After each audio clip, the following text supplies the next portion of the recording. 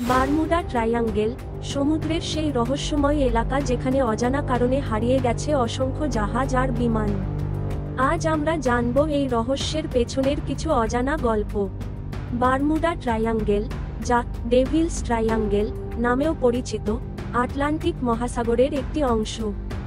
এর কোণাগুলো হলো Bermuda, Florida এবং পুয়ের্তো রিকো।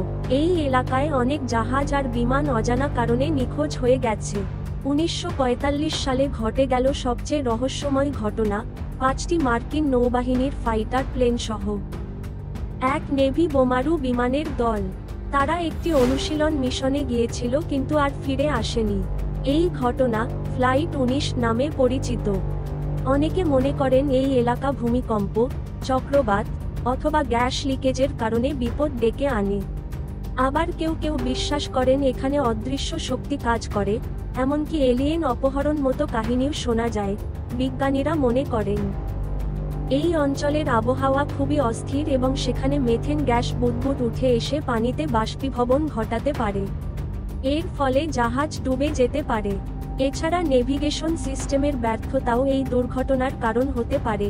আজকের দিনে আধুনিক প্রযুক্তির সাহায্যে এই অঞ্চলে পর্যটন ও গবেষণা চলছে, তবে বারমুডা ট্রায়াঙ্গেল এখনও অনেকের কাছে রহস্যময় এবং তা নিয়ে গবেষণা ও গল্প অব্যাহত আছে। আপনি কি বিশ্বাস করেন এই রহস্যের পেছনে কোন অতিপ্রাকৃত ঘটনা আছে? কমেন্টে জানান। ভিডিওটি পছন্দ হলে লাইক, শেয়ার ও সাবস্ক্রাইব করতে ভুলবেন না।